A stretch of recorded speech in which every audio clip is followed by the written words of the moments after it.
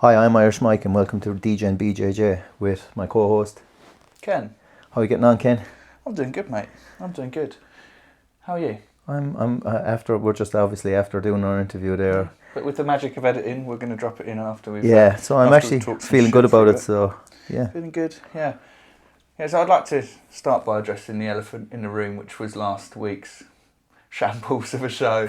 Whenever I go into a podcast without like a plan or some notes in front of me, I get a stark reminder of why I should always go in with a plan, because we both, as soon as we stopped recording, we're like 5 different things. Like, I wanted to talk about that. I wanted to talk about that. I wanted to talk about that. But clearly, as soon as we're recording, forgot it all. So, that's just, standard really, isn't it? What's supposed to happen is you're supposed to do the notes, and then I add what I think is hilarious comedy that no one else finds funny. You know what I mean? And then everybody gets to laugh at me, not with me. But I'm laughing all the same, so we're all happy. It's a tried and tested formula. Yeah, it's not broke, don't fix it. Or, well, it's incredibly broken and it's beyond fixing. Maybe you just keep going with it, like my body. And this show. So what we do, we kick off with an away day. Yeah, let's do what we always do, is just recap the last week or however long it's been since we chatted. Not that long, not as long as the last time this time. So no. We went away, did another away day at the weekend, so that's 2 on a trot for me. I did the one with Bobby and Luke before, which we talked about, the Taurus, yeah. And then actually, while you bring that up, you brought it up or I brought it up? Anyway, while I bring that up, I got sidetracked last time talking about not having a plan and didn't really give Andy, the coach, enough of a shout out on the bit about Taurus. I started kind of talking about his lineage, and then we kind of got sidetracked. I led the conversation the wrong direction. Bigging up Matt House and how nice our gym is. But yeah, we have to get that in once every podcast, don't we? How good. You just did it again. Dom's not paying us for nothing. He's not paying us. But yeah, it's called me a cunt the other day on Instagram. Yeah, it was super safe, geezer. Honestly, like anyone that is in the Reading area, please do check out that place. It's a new gym, so obviously people calling through, and traffic is good for the jiu-jitsu community in this area. We're all about helping other people, but in the end there can be only one. But he was super safe guy, and I kind of got sidetracked before I'd said that. So like super welcoming, really really friendly, and a fantastic smile. So yeah, lots of reasons to check out the gym. So we went somewhere else this weekend. Yeah, we went to Maidenhead Submission Grappling, or Windsor Maidenhead Submission Grappling. Yeah, located in Maidenhead. It's also Monkey Mai Tais, and it's the same. They share the same gym. Yeah, they share the same gym. I'm not sure what that is, but it was explained to me. But again, I wasn't listening because I'm generally not listening. What was explained to you? Why it has the 2 names, but we don't have to talk about I think it's one of them's in Mai Tai and the other one's grappling. Yeah, they're sharing the same gym. Just to indicate that it isn't just. Yeah, a Mai Tai gym, I suppose. But yeah. So nice shop front anyway. It's like a high street for those. Look it up. But it's like a high street gym on Maidenhead, like in the pedestrianised bit. So it's like opposite a Nationwide, big glass fronts. Yeah. You walk in the swing door, and there's probably about a 6-foot square for shoes, and then it's just mats all the way to the end. They've got the Thai pads hung up on the wall for the Thai classes, and it was and there's like a little what I think will be a weights room and toilet bit out the back, but it's really like inconsequential. It's just floor space, and it's like a couple of cupboards. Still a bit of work to do. Like I said, I really like that they've done is just elected to no reception, just as maximise the mat space, it's cool as well, because the windows you can just see straight in. Like you could see when you're grappling, like you kind of were looking out the window, and there's just like some old one in her 50s, like just looking in, 55 with her messages in her hand, just looking in, going, what the fuck is going on in there? Them fellas rolling all over the place. Got a family of 4, like staring in the window, being like, "This is a strange experience." It's like watch a Sunday. What was it? It's a Sunday like late morning, early afternoon yogi class as well. So it was actually. It was actually cool, and the guys there, as I say, great. I've been there once before in the old place, and good experience. We talked about it on the podcast, but you couldn't remember the name of any of it at that point. So in classic Michael fashion, you told us a story with no details. It was a listen and a half, mate. But yeah, now we've been back there. I definitely go again. I like the kind of Cobra Kai vibes of it being like a... Yeah, it's like you were saying, it's like in the 80s when karate gyms, you're spraying up in what they'd say shopping malls. Like it kind of gives that kind of vibe. Like like a strip mall karate dojo. I hope they don't put any signage on the front of the windows. they've got like an A-frame, haven't they? That they can just pop out the front. I wouldn't put anything there. It just looks cool. Maybe a banner along the top so you can still see in the bottom. Because most gyms smoke it out so you can't see in at all. And I think like it's the biggest selling point. It's like marketing genius. Like just being able to see it, because even people just definitely don't frost those windows. Like you have to be able to see in. Like, but I've got a good few rolls.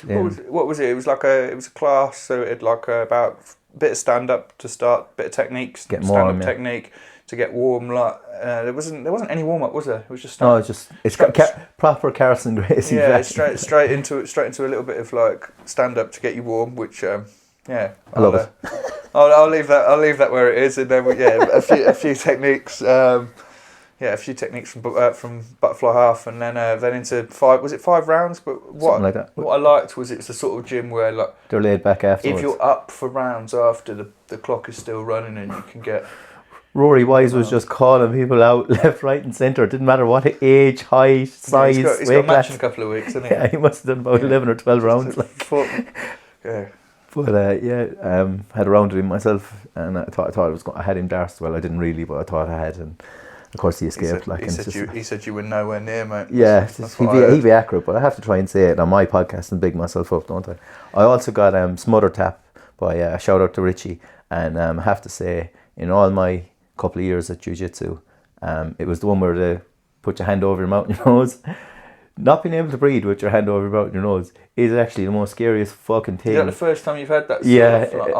Steve Conlon did it once to me, and to show me that, to show me what kind of a move it was, and he just like did it to me, and I swear to God, I tapped him so hard. It was like when I previously said my first competition when I got guillotined, and I hit your man so hard it was like beating a fucking horse going up the hill to win Cheltenham. I was like, please let me go. It actually terrified me. Like I remember I was rolling when you tapped, and me and the fella I was rolling with, like it was that much of a dramatic tap. Kind of like looked over the mats to be like, is that fella all right? And then I saw it was you, and was like, oh, it's my guy. Trust me, he's melodramatic at the best of times. But no, like he got the tap, and I was just like, it's different to like when you're being choked, that like you kind of feel the wind go or whatever, that you breathe through your nose or something. Yeah, like blood chokes where you can, like a triangle, you can still breathe, and then it's just you feel it closing in. Whereas those full-on suffocations, like a bad or good, I don't know what way to describe it, but like a savage mother's milk is the same as well, where you're like being waterboarded. It's that. I got that done as well shortly, like in the last round when your man called me out, the athletic fucking dude. But But when the highlight reeled you, and then he posted it all over social. Mike had a really good first 3 minutes in that round, where the first half of the round it was all Michael, to be honest. But the tail from social media was Michael in a body triangle, getting a deep rear naked choke. Lads, I tell you one thing. He before that picture was taken, he did rear naked choke me, and then I was like, fuck this, and I don't like saying people are strong, like, but like I consider myself strong. So if I'm saying someone's strong, it's not me saying, oh, he's strong. Like, I mean, he's younger and more athletic than me, but like I always think like I have my strength kind of to fall back on because I'm not athletic and I'm not young. But like I've old man strength, and do you know what I mean? Working in construction for 20 fucking something years and being a fucking juice head for 8. You know what I mean? I know you're waiting for the caveat there. There are your two problems, mate. But well, yeah, they're the reasons why I'm unfit, because of my love of drinking and all this damage the steroids did for over the years. But but there's nothing to say that anyway. But it was it was good. I don't, he was the better man, and he actually like big kicked the shit out of me, let's be honest. Like, but I had some good rounds as well. Like, it's good. It's a good mat. I was chatting to Connor about it this morning. It's a really good even mat. Sorry. Yeah, I had to say it. Like, I hit a guillotine with like a second to go, and mounted guillotine, and I was just like I don't care how much I got smashed that whole fucking day. If I can do that kind of shit, like once, go somewhere and hit it. And your man was actually super sound as well, because he actually double legged me at one stage, and when he let me down, he just let me down so easy. And he could have just fucking taken me. Laid you down like a baby. Yeah, I was like, and I actually said to him, thank you so much for laying me down like that. Because he could have just dropped me and put the wind out of me, you know what I mean? And the two of us were fairly breathing heavy. Like, he was my size, my goal, he's probably a bit younger than me, like, because I just look a bit ragged. But no, it was good. I really enjoyed it, and I say, can't say enough good things about it. Tried to put a post up. We had a chat, like, where I said, will we start rating the places we go? But I don't want to shit on places. Like, you can't rate somewhere because then you're kind of like being a saying dickhead. one place is better than another. Because by the virtue of rating, that's what you're doing. Yeah, whether you want to do it intentionally or not. We're just going. The side effect of it is, so what I'd rather, like I said, what I'd rather just do big is 'em up. talk about the good shit about, like, to be honest. I'm not going to lie, like, I was someone who's trained in, you know, double-figure gyms in lots of different countries. Like, I'd very rarely come out of it feeling like, oh, that was a shit experience. Like, yeah. You know, it's actually an interesting talking point. Like, what on your list of kind of things, like essentials and desirables, do you need for it to be a good mat space? Because for me, it's literally two things: mats and safe people. Yeah. Like, it's like, and I don't mean like safe as in like, well, actually both definitions. But of just safe. say we were going to say that every place we go is like that, because technically everywhere we have been has been like that. Since I met you, anyway. Yeah. And like, I mean, one or two people might roll a bit rougher than others, but like, you don't know that until you roll, and that's not to take away from a gym, because some people just like to roll hard as well and at a different pace to you. So, and I don't think we've ever been in a gym and they've been like, no, you have to roll with him. Yeah, like, no. If ever you feel like, you know, it's not your round, or you don't want to roll with someone because of whatever, then you just say no. It's like, it's jiu-jitsu. I'm just all about the showers, man. I just want to fucking call gyms out for not having showers when they have a tap and a sink. It's like, you have the facilities to just run a pipe, but it's whether they're allowed to put it in, and it's some of them. If they rent the unit, they might not be able to. That's a fair point, but I guarantee they're doing lots of other legal. They're doing lots of other. No, because we go for pints afterwards, and there's not worse than sitting in your fucking damp balls in your fresh underpants and you smell like shit, stewing in the booze, and then you have 3 or 4 pints. And having to go home and have a shower, like. So showers are desirable for me, for sure. Like, if a gym's, especially for an away day, if a gym kind of like, if you're going somewhere after, a gym almost needs a shower. But like, that isn't an essential. No, it's not. Just because a gym hasn't got a shower doesn't mean I'm not going to train there. Like, no, I agree. Like, I'm being SBG that I've talked about ad nauseum. Like, there, no showers, still class gym. Farnborough that we've talked about a lot. Carlson's at Farnborough. Like, no showers, but it's a desirable for sure. But sometimes I like. I'm just like a princess and want to be spoiled. You know what I mean? Yeah. Sometimes I like the griminess of it, though. I like the, you know. Luke Knox says, "I haven't had a cold in 8 years. Fuck the showers." Spit and sawdust gyms, but yeah.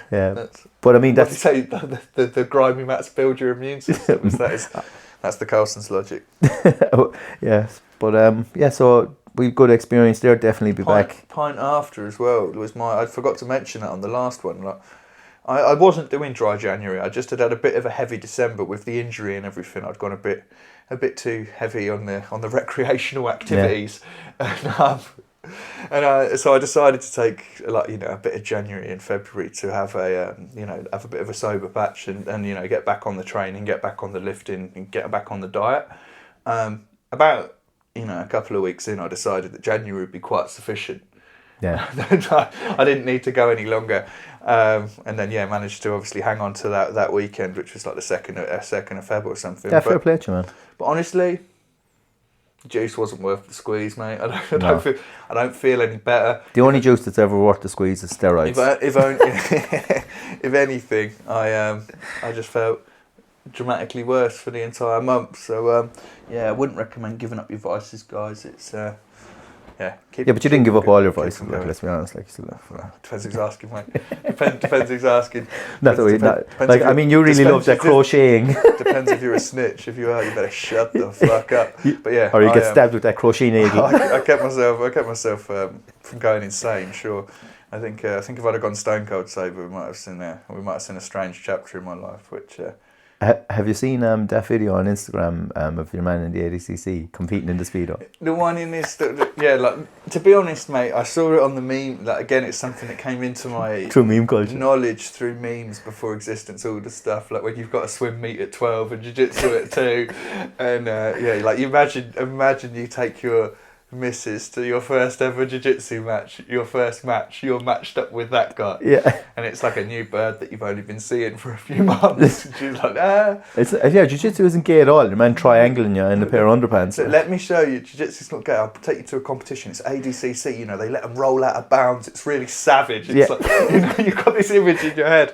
And then your first match, you're against a guy that's like with a perm, wearing a pair of black speedos. With a dad bod. Walking your elbows up so he's in high mount and you can smell his balls on your face. Nice. Yeah, no. This is not what you pictured when you took yourself to ADCC. It's like, it was some meme that goes like, and it was that point, Gary realised he didn't want his blue belt. Honestly, mate, like, well... That guy is a black belt.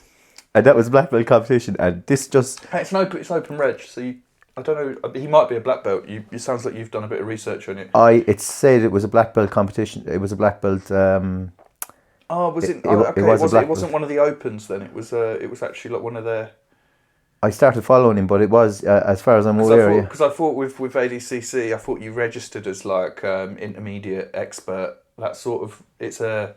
You know, like a lot of the no-gi competitions where it's not belt level. Yeah. It's graded based on your... I don't know, the thing... Your choice. You can over-reg, for example. Yeah. You can go in expert as a blue belt and get your knees eviscerated. His name is David Cabrera, I don't know, Cabrera for anyone who wants to watch the thing. But it's on BJJ as well, which is very good. But I think he's...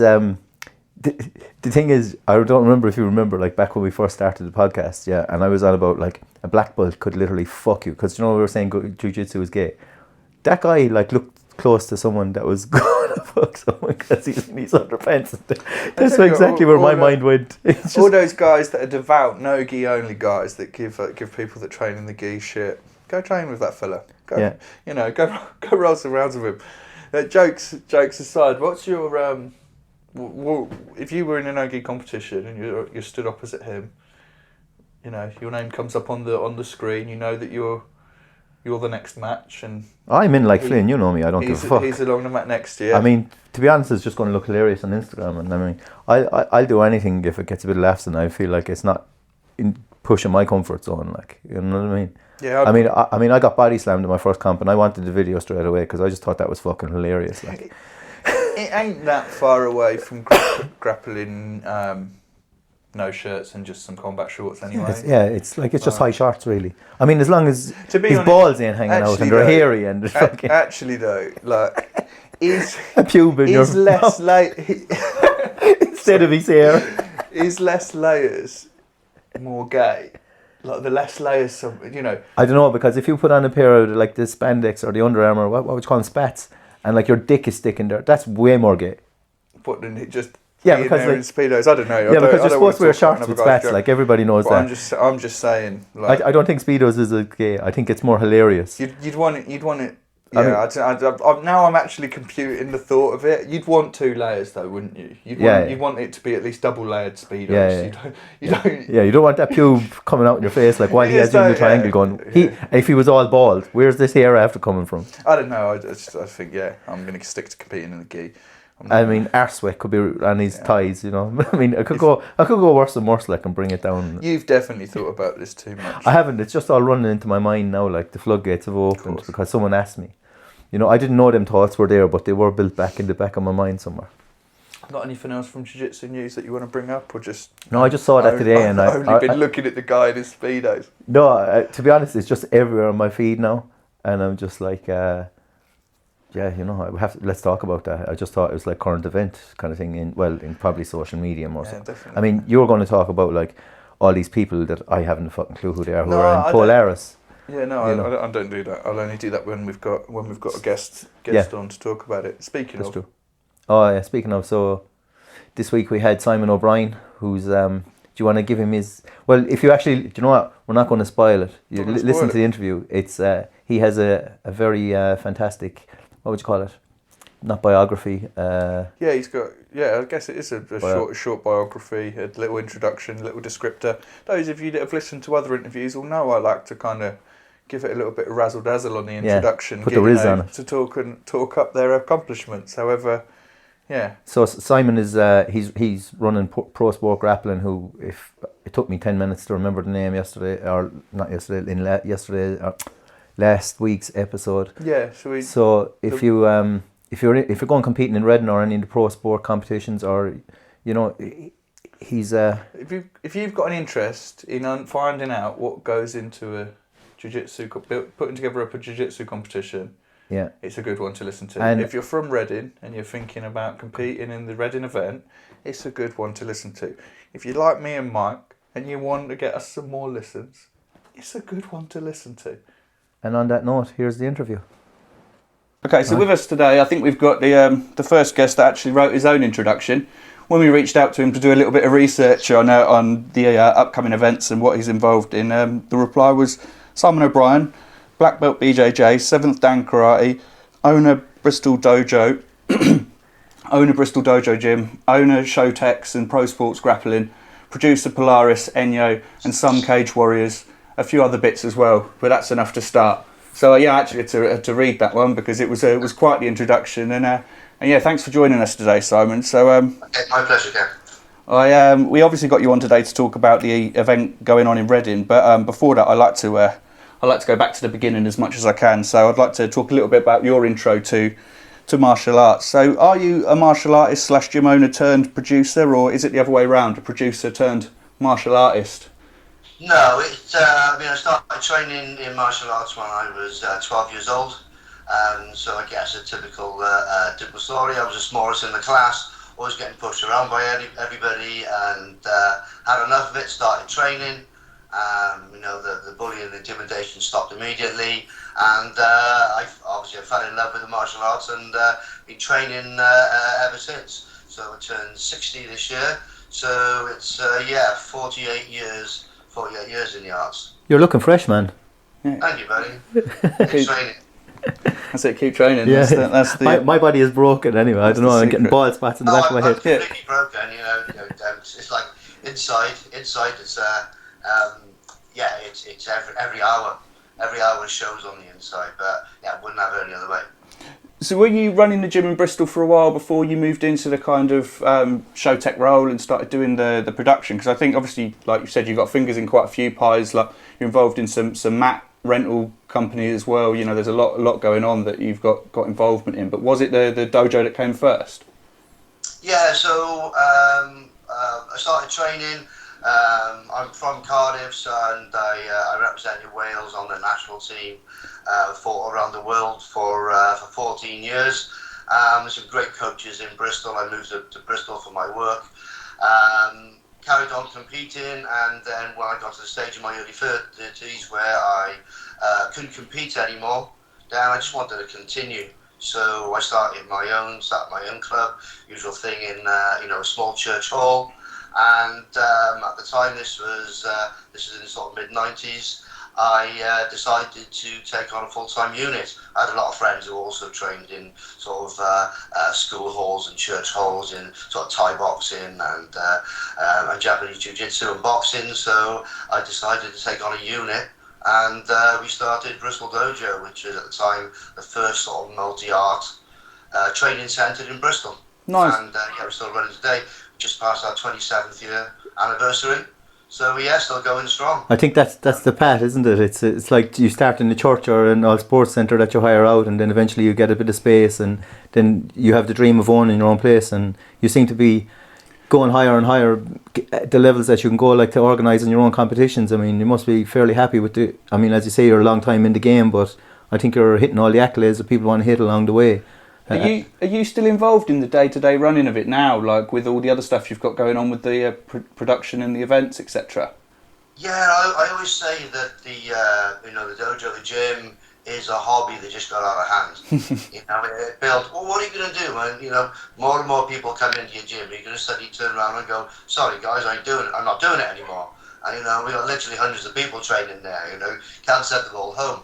But it's whole family setup. So my wife helps run it. My children, I say my children, they're all in their 20s now. They help us teach. Former students, been training with me 20 years. They start teaching classes, and it's evolved from there. So I'm still involved. I still teach jiu-jitsu in the gym along with 2 other black belts. So there's 3 black belts teaching there. And I also joined my daughter for a good bit of a daddy-daughter time, and we trained a bit of K1.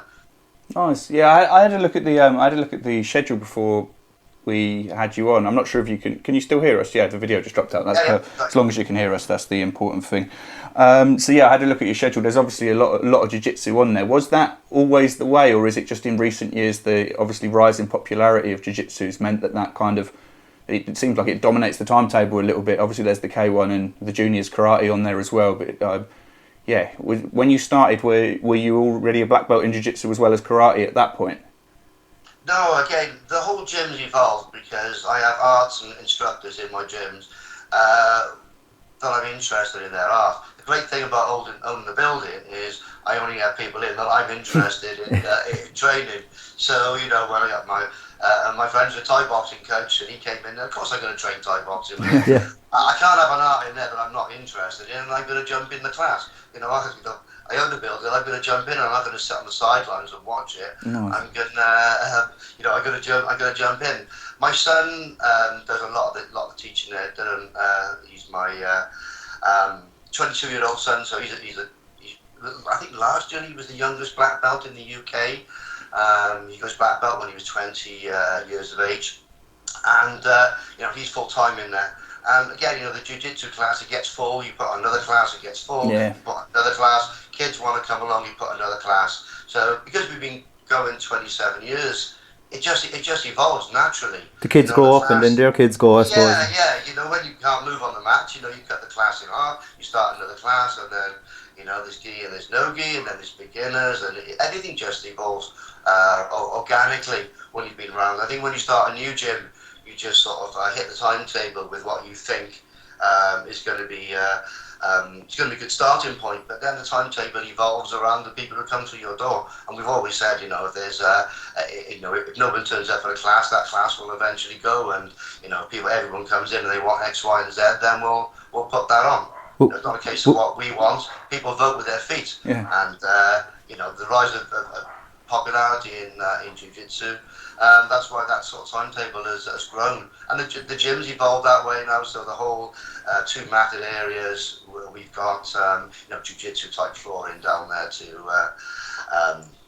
Just because, as you said, Ken, we just do so much jiu-jitsu in there. Yeah. Would you say jiu-jitsu is your passion and that's why you're pursuing it now, or did it change from karate to jiu-jitsu, or like? The striking they play a huge toll on your body.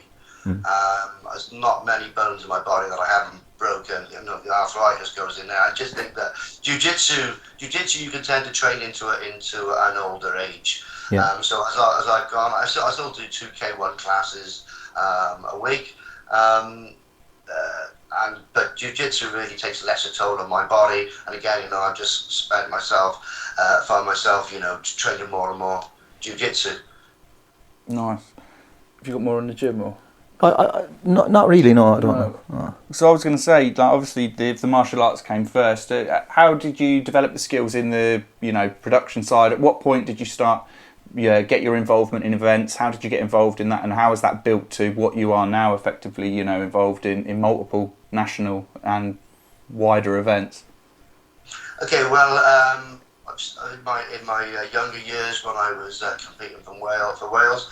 I travelled all around the globe, so I got a feel of what competitions are like, and there's good competitions and there's bad competitions, but there seemed to be a pattern of what makes a good competition. The competitions that I love to go on, sort of the ones in sort of Germany, Austria, and Holland. They tend to be really, really nice competitions that you really, it's a highlight of a year you want to go to. So obviously when I started running competitions myself, that I always try to make competitions that I would want to go to. But when I started training, obviously it's not my full-time job when I was a teenager and coming through. So I come from a technical background, so I worked for a company called Siemens, and I was the head of technical support in the field. So technology, it's second nature to me. My older son Gareth is an infrastructure engineer for Vodafone. So all the family are really technical. So when I started going to events, I started doing a bit of sort of MMA and sort of K1 judging. And then I would go to an event and I'd have a look at their setup. I said, you know what, you could do this a lot better.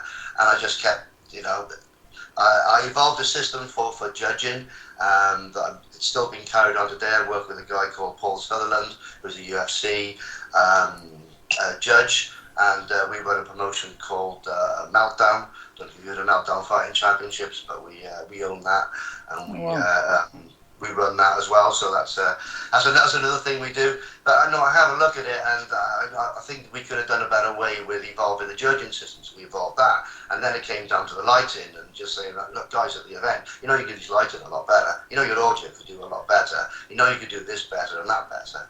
And things just evolved from there. We used to run karate competitions as well, sort of large-scale karate competitions. And then when I got my black belt in jiu-jitsu, it was a case of well, why didn't we run jiu-jitsu events? So we were in the MMA events business, we were in the karate events business, from a technical background. So we wanted to go there, and we started running jiu-jitsu events. My son competes a lot. He was on the sort of UK national team with Neil Simkin and the rest. So they went on to the Pan Ams. Neil and Jimmy Johnson took the sort of very first UK junior team out to the Pan Ams, and he just wanted to compete. But the events were pretty few and far between at the time. You know, you're travelling to London, you're travelling to Manchester, you're doing the European Nagas and things like that. The Southwest didn't have very many events. So this whole thing came together, well, let's put on an event. So we just put on a basic event, and then I just got carried away with it. So here we are. So yeah, it really was. You had the skills already, and you noticed the gap in the market, so decided to kind of jump in there. And obviously, it allowed the opportunity to compete in more places. So that was a win-win. So and there was still a lot of competitions that were. I found that jiu-jitsu competitions were they were like 10, 20 years behind the rest of the competition scene. You know, if you went to like MMA events, you went to karate events, you went to judo events. It would, competing on jigsaw mats, and just the events were just really sort of slapped together. And again, working with people like Polaris, working with the UFC, working with Cage Warriors, walking into jiu-jitsu events, like going back in time. And I just felt that I could use my technical skills from when I worked for a living, and sort of stuff that I did for the for the UFC, for Polaris or whatever, that I could sort of bring that sort of organisation and that skill set into events, and that's where Pro Sport Grappling, came from. So how does your role vary between what you do with Enyo, Polaris, and obviously what you're doing with Pro Sport Grappling? Is it really with Pro Sport Grappling that's completely your baby, in a sense that, like, everything involved, and then the others you're more in a consultancy role, or because obviously what does a producer do? What does a producer do, and how does it vary from promotion to promotion? Well, we make the whole. We did a friend of mine asked, who ran an MMA event in Bristol, asked me to he was let down by a company, so he didn't have a cage, didn't have any lighting, didn't have any audio. He was let down at the last minute, so he asked me, could I sort of cobble something together in very short notice and help him out, otherwise he'd have to carry it. There was an event called Tear Up in Bristol. So we went along there, and apparently we did a good job on there, and then within sort of 2 weeks from that, Cage Warriors rang us. We were 2 weeks after doing that, we were in the O2, and it just completely escalated. From that, then Polaris rang us and said, can you come along and do this and work with the UFC? And within sort of 6 months of starting out, then we were. You hit the big time. We were producing shows. So Polaris, for instance, apart from the mats, everything is me and my team. So all the lighting, all the audio, all the sound, all the camera teams, all the broadcast, everything comes from my team. So we go in there and we do a one-stop shop approach. So you're not getting the light in from one team. Okay, yeah. It's all in-house. Camera team, we come along, and instead of using like 30 people and about 5 different vans pulling up outside, I bring one team, and there's about 15 of us. We come in there, we run the whole event. So for the promoter, it's easy. They just deal with us. We come along with the kit behind, and then 7 hours later, then you've got a full show, and everything's set up and everything's working together. That's cool, man. Yeah. Nice. So I was going to ask you a little bit later, but as Polaris has just been brought up, are you going to be involved in the Grand Prix in Wales in March? Is that you guys doing the production for that? Because that looks like a class card. Since for the last, it's our third year now that we've been doing providing all the production for Polaris, and it's really good because I'm interested in long-term relationships. When you swap in a production team on every event, you can't sit down afterwards and go, what went well, what didn't go well. So in every event we try to improve. There's always something we can do better. So again, January is a good time, as you can see behind me. I'm setting all the stuff up for Enyo and for Polaris now, getting the work done, making changes. Every event we'll do will be slightly different and slightly better, hopefully, than the event before. And because again we're working with these large organisations, event after event, it just keeps getting better and better. And Polaris is the team to work for. They're really good guys on there. The guys from Tatami and the guys from Scramble. Yeah. Awesome team to work with. And they tell me what they want to do, and I try and make it happen. So do you ever have any input in the matchups, like of who be fighting? No, It's just the producing and running of the show more so than the. Yeah, I just do the producer, make sure everything runs to plan. They sort of give me this is what they want to achieve, a rough plan, and I'll go away and then I'll make it happen. From the large video walls, the camera teams, and everything in there is ours. And that again comes from my sort of background when I worked for Siemens. Yeah. So, nice. When we did some large projects, what we would do is we would build it. We would build it up off-site, make sure everything works, and then we sort of would strip it down, take it to the end user, and then rebuild it. And that's all we do for our events. So we'll build it here, and then we'll develop it, we'll test it, we'll make sure everything working together. Then we strip it down, we put it in the vans, we take it and we build it. So we're not building anything from scratch. Everything is already built. We're just unplugging it, transporting it, and then replugging it in, and it goes. Have you ever thought of doing any invitationals then? That's something that you could do matchups yourself, as you have all the kit and you have your grappling organisations going. Do you know the way invitationals seem to be the hot thing now? Yeah, they do. Again, this is my tie-up with Enyo, with Joanne. I mean, Joanne there, she takes care of all the matching. She puts that together, and again, Joanne approached me because she always came to Polaris, and then she said, I want to get this sort of female professional jiu-jitsu show off the ground, and can you come and help me do it? So she takes care of all the matching, and I take care of all the production. Okay. I think if I try to do the matching as well, it's too much. Yeah, it can be quite hairy.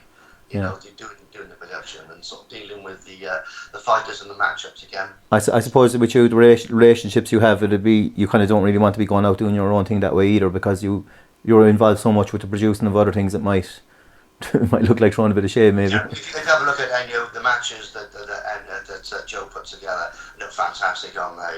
You need to be on that and not be distracted. The same with Meltdown. I do all it's mine and Paul Sutherland's show. So they do all the he does all the matching, and I'll come along with the production. I do the same with Jack and Richard Shaw, for their promotions. So they do all the matching, and I'll come along with the production. And it seems to work well when I can focus on presenting the show, putting everything together, making sure it runs, and then someone else puts together a really good card.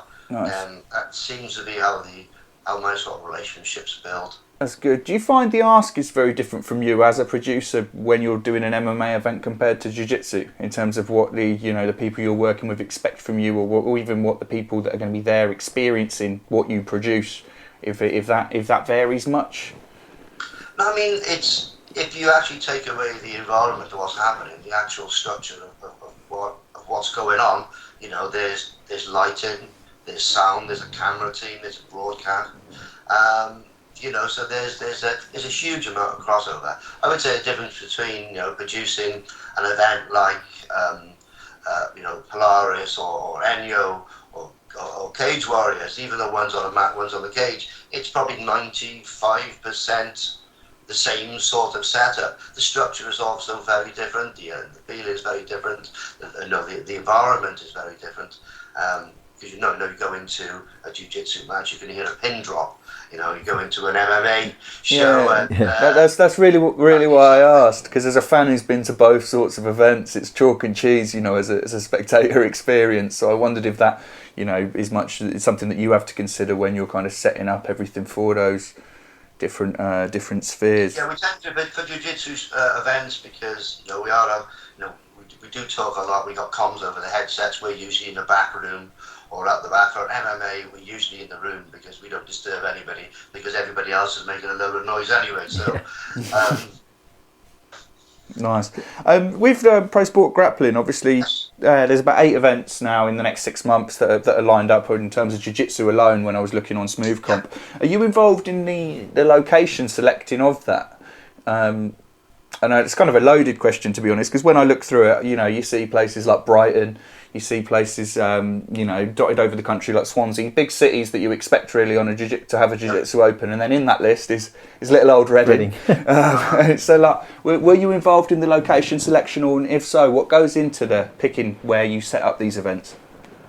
Well, when I was competing for in karate events, one of my favourite places to compete was at the River Meet, and I competed there in the old building, going back in the 80s and 90s, and I kept saying to our team, I'd love to go back to Reading. Some of my favourite memories of competing is in Reading, and we tend to have meetings every sort of Monday, and we sort of discuss things, and I think probably for about a year and a half now, I've been saying I really want to go to Reading. I want to go back there and do an event where I used to compete. Because I had a really nice moment where I used to compete nationally at Crystal Palace, and then I went and produced a show there for Contenders, and I was back at Crystal Palace actually producing a show where I used to compete sort of 20, 30 years ago, and it was really, really nice. It's almost like I'd gone full circle. Like a little rhyme. Absolutely, and I'd love to do that in Reading. So I spent a lot of time in Reading. I got friends who live in Whitley, and it's always had a sort of special memory, for myself for competing there. I used to compete there 3 times a year. Amazing. And I said to the guys, I really want to go to Reading, and I said to my son Dylan, who helps me plan, I said, have a look, is there any comps in Reading? Is there anything around there? Because the last thing we want to do is go and step on anybody else's toes, because we want to be working together in the jiu-jitsu community. And he came back and he said, well, I can't find any jiu-jitsu events in Reading. Probably the nearest is around Oxford, and then you've got like Swindon and London. I went, right, okay, fine. And I got on to Rivermead, and they said, we'd love to have you here. So brilliant, we're going to Reading. I'm really looking forward.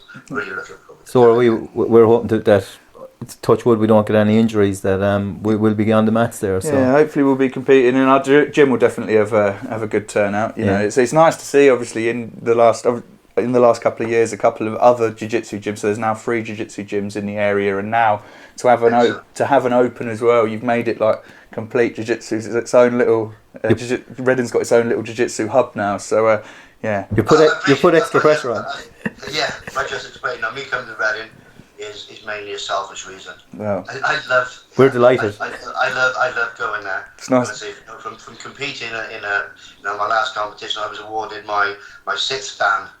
Back in the day, I got that presentation. I was, I think, one of the youngest senior black belts in the country. That was awarded to me in Reading, and again, it's always got a special place for me. And I just think coming back there, that's going to be sort of full circle for me. And hopefully we'll just make that a regular thing. If we can get enough support, we'll go there and we'll run 2 events a year there, and we'll sort of just help develop that platform.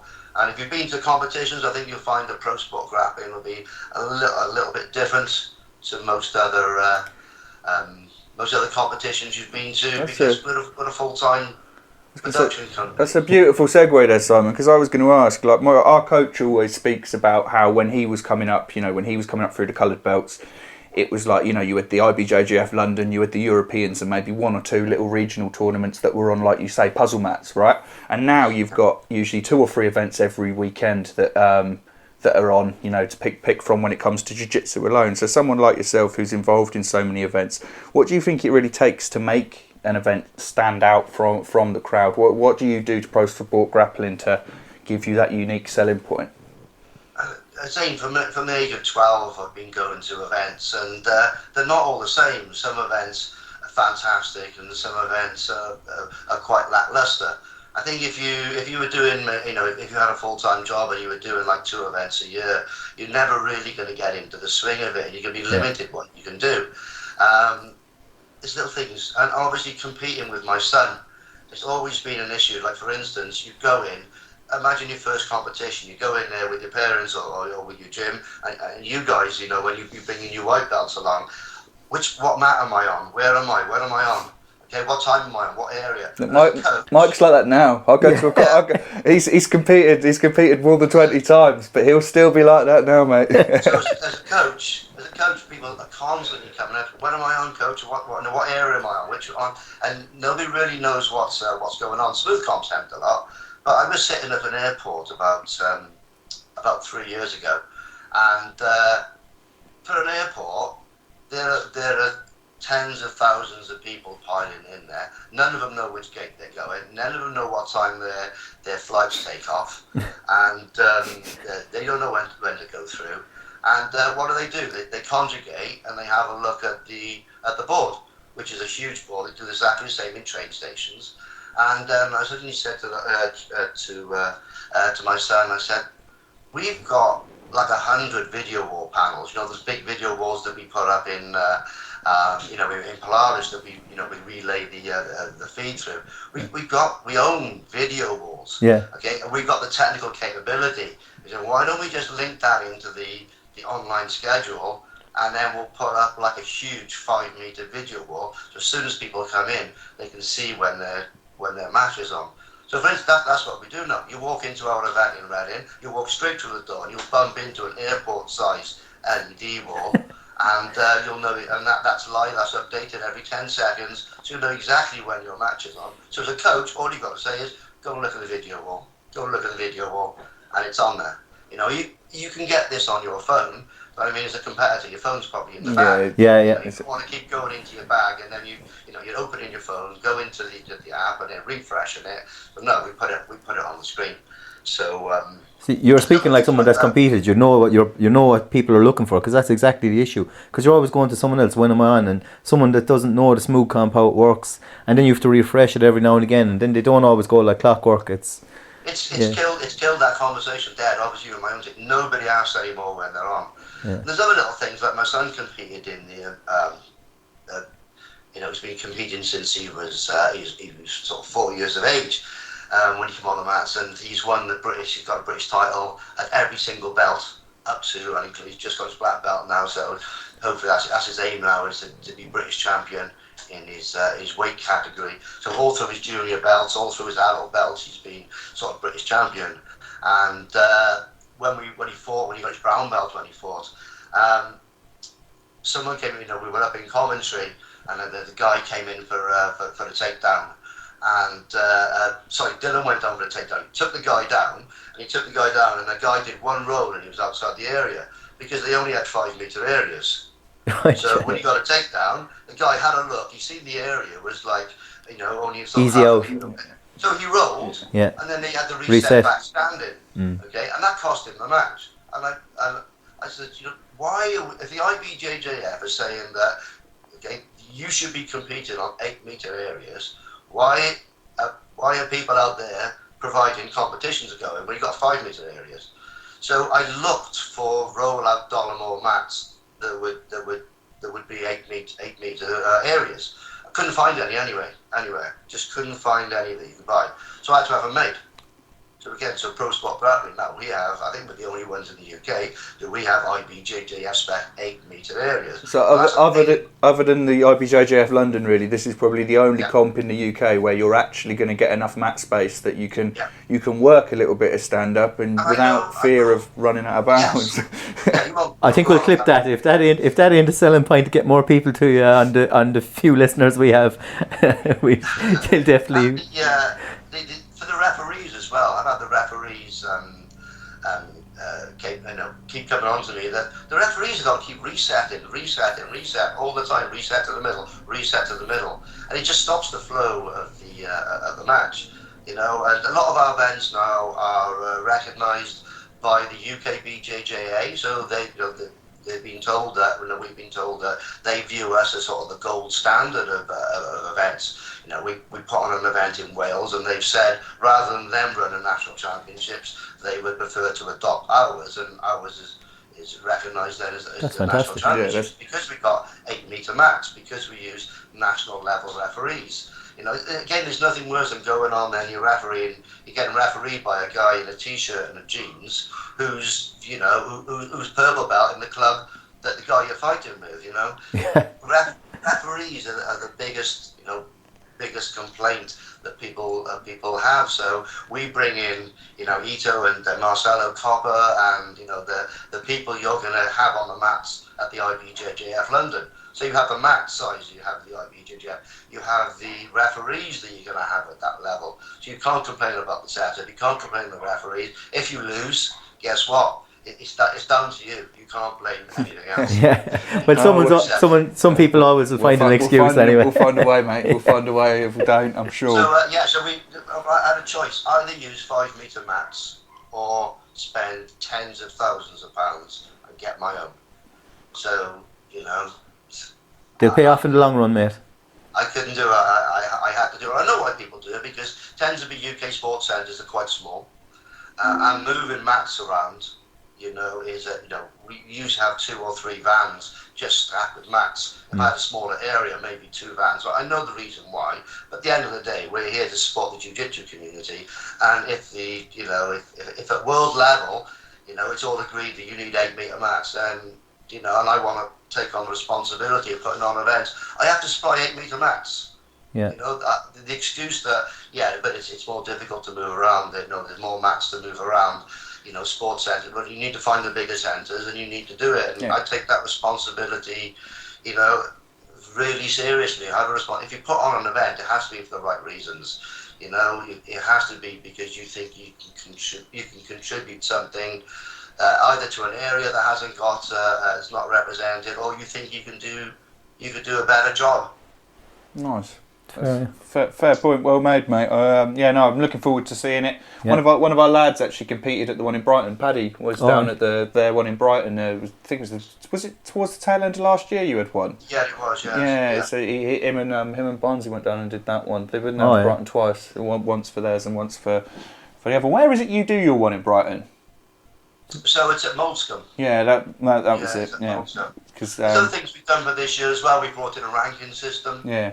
I saw that through your link tree that you've got all the rankings now. Is that what, to kind of almost make like a league within your Pro Sport Grappling kind of umbrella? Well, as we're sort of spreading out, we're doing less MMA events, and again, the movement to more jiu-jitsu events and MMA events is like a jiu-jitsu event will tend to finish around about sort of 6 o'clock. We've got a 2-hour pack up. Okay, an MMA event usually finishes about 11 o'clock, and I've got a 5-hour pack up. There's only so many 3 o'clocks in the morning that I can do. So I'm not taking any more MMA commitments on. I'll still support the people that I work with, but I'm not taking on any more MMA type work, and I'm moving more towards jiu-jitsu. My gym is reflecting moving more towards more and more jiu-jitsu, and that's the way my company wants to. I think the culture is like that now as well. The martial arts culture seems to be booming jiu-jitsu at the moment as well. Like you can see more gyms springing up everywhere. It's more palatable. Like, I don't know. Obviously, you've done striking. I've done striking. You haven't, but like. As someone walking in off the street, jiu-jitsu is a much more palatable sell to a general public than getting punched in the face. I think, as to compete and like get involved in it, it's much easier. So I can kind of see why that is. Obviously, but with us doing so many events now, yeah, you know where you finish in the event. The podium results will tell you where you finish, but maybe over 3 or 4 competitions, where do you stand? How about all these people? I'm Pro Sport Grappling gold medalist, but well, so am I, but so is he. Well, no, hang on a minute. So what we're going to do now is all your points will add up throughout the year. Nice. That's cool, yeah.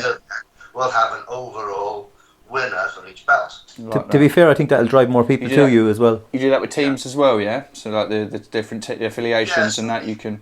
So what we'll do then is, and again, it's our responsibility not just to put on events,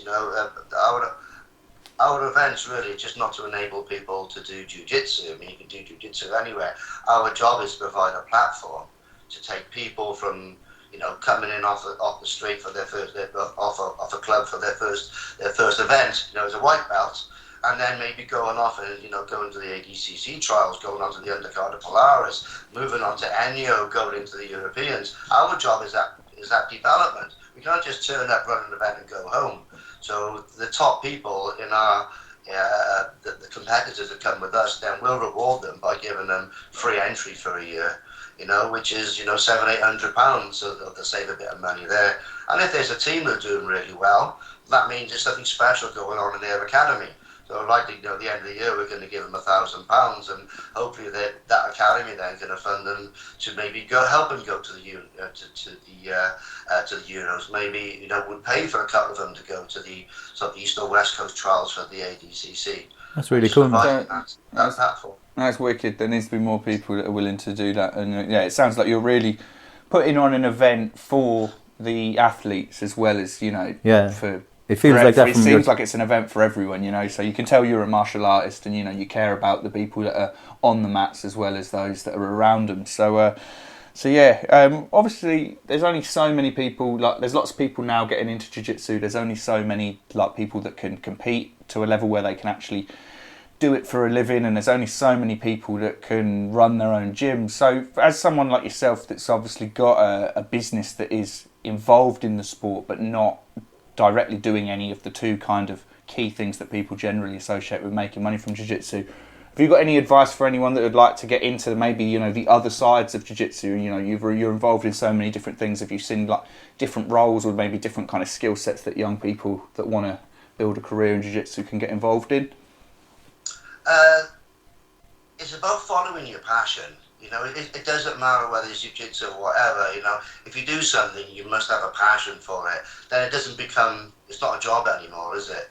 If I always say, people say, every weekend I'm at some sort of fight show. I said, wouldn't you like a weekend off? I said, well, if I had a weekend off, do you know where I'd be? I'd be at a fight show. So I may as well, I may as well be there anyway, because that's what I'm going to do. And that's my passion, People say I work 7 days a week. I don't work at all. I don't even work one day, because if I won the lottery tomorrow and I didn't need to earn an income, I think I'll be doing just exactly the same.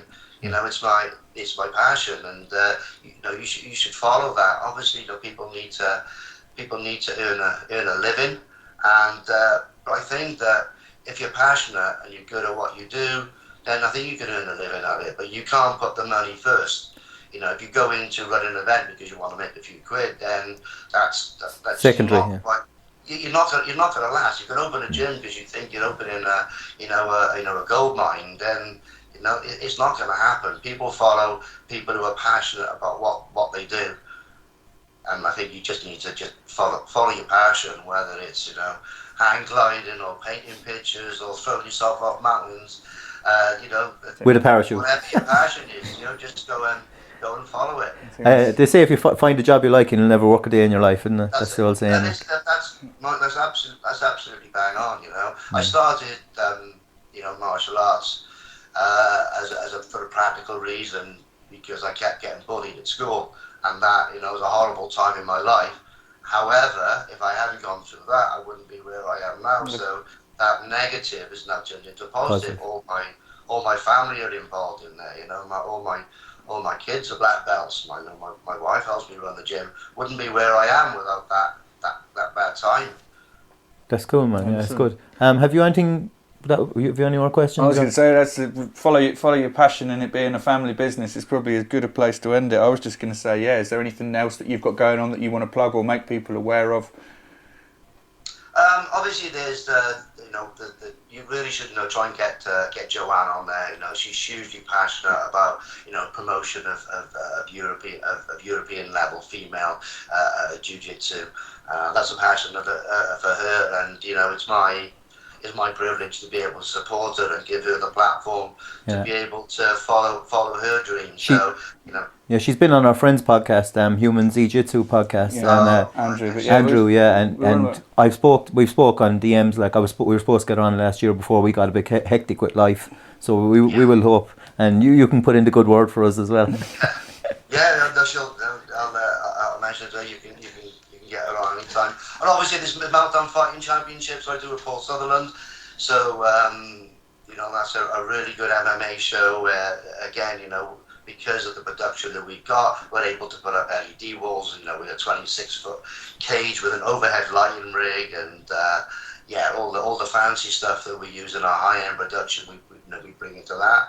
And obviously there's Polaris coming up, the ICC in Wales, and it was sold out on the first time we've actually sold out on the ground level floor. So we've opened up that's nearly sold out. Opened up the next level. I was going to say, do you need anyone to help carrying some lights or something into that one? Because that's a hell of a card, mate. I'm going to be looking forward to that. What I realise is those guys have been going 10 years. Yeah. I always joke to Ben, when he comes to me and he says that, this event sold out because, Wales sold out and Doncaster sold out. And, it seems every event they're putting on now sold out. So there you are, overnight success. But they've been at this for 10 years. They've been slogging away from it, and how many times they've wanted to walk away with it and just been it. They stayed with it, and it's only the last 2 years that it's really gone through the roof. Coincidentally, since I've been producing it, coincidence. Yeah. The production values are really high on the product. It's one of my favourite shows to watch. The guy's been working 10 years for this, so what you're seeing now is the end result of 10 years hard work from the guys. All the pieces coming together. I'm really pleased, and obviously that 2 of those events last year were nominated for the UFC Fight Pass and Event of the Year. It was cool. Jits Magazine Event of the Year for Polaris 25, the GP in Evervale. So that's good, man. That's good accolades for yourself as well. Speaks for itself. Yeah, thank you so much for coming on, Simon. Yeah, cheers, We've mate. obviously kept you longer than we planned, but we really appreciate it. I've really enjoyed the chat, mate. So thanks for your time. If we're ever down around the area, we might give a shout into the gym because you're not that overly far away. Like we like to actually go around and train in other gyms on odd Sunday. So if you've an open mat on a Sunday. And that's another great thing about jiu-jitsu. You don't tend to not find in any other martial arts. Somebody wants to come into the to the gym. Somebody's working in the city. No one ever charges for it. Yeah, just come down and you're welcome. And it's. I hope jiu-jitsu doesn't lose that. That's one thing I've noticed is different over that. Yeah, we always say the community is the best community about. Yeah, for sure. Absolutely. And we'll see you in Reading. Yeah. Might have a pint afterwards if you're allowed drink. Because I'll definitely win, lose or draw. I'll be having a few pints anyway. Don't have to get in the car afterwards. You just have to cross the road and cry myself to sleep. But thanks for coming on, mate. Thanks again, mate. Okay. Thanks, Ken. Cheers, guys. Yeah, thanks to Ken for cleaning up my train of thought there at the end, and hope you enjoyed the interview as much as we did. And I think like the ranking system he talked about, and you can tell from listening to him that jiu-jitsu is his passion and martial arts is his passion, and he's more there for the athletes, I think, than just, he sounds like a guy that's not trying to make a quick buck. It seems to be like a product of what's happening, and big him up, like, Talking to him, he seems like he's probably made a few bucks, and now he's into the passion project stage of his life. So that's to the benefit of all grapplers far and wide, to be honest, because it seems like a really cool event. Yeah, we've linked him before. We'll put his socials in the bio, but check him out. And in his link tree, he's got the Pro Sport Grappling league tables and stuff. And I actually forgot to mention that to him in the interview. I had a look at that before we had the call with him, and it's the interface. So All Stars, which we've talked about before. Good events also, they do have their own internal league system, but navigating it and the interface on their website, you've registered for it. It's not the best. It feels like a step back in time. It's trying to find your name even is difficult. That's kind of what Simon was saying about jiu-jitsu events being a little bit outdated, and it feels a bit like that with. I think they're probably grabbing the money and not putting it back in, whereas he's putting it back in. He's probably well. I don't want to cast any aspersions to All Stars. They're still good events, and I'm still going to compete. I'm not throwing shade on him, but we've spoke to him, and we haven't spoken to anyone from All Stars. So actually, fuck him. Yeah. If you are a producer or a owner of All Stars, we'll more than likely have you on, and you can speak your side. Don't listen to two blue belts. You can tell me to go fuck myself at that point. Yeah. But yeah, like the interface on their league table thing to keep talking positives is it's absolutely class. Really nice, easy to navigate. Looks awesome. So yeah, sorry, I've got the hiccups. Check it out and give it a look. But yeah. What do they have to do, Mike? Like, follow, share, subscribe, lads. Follow the page, share it with people, share the podcast. Go on to Spotify, click the star button, give us 5 stars, please. You know, I mean, we're back up and running again, and we got good numbers last week considering we've been away so long. So we do appreciate the listens, lads. Yeah, cheers for the guys that reached out in the chat and said it was nice for us to be back. Look, yeah, you know, that was one of those episodes, guys. I'll let you to give you a peek behind the curtain.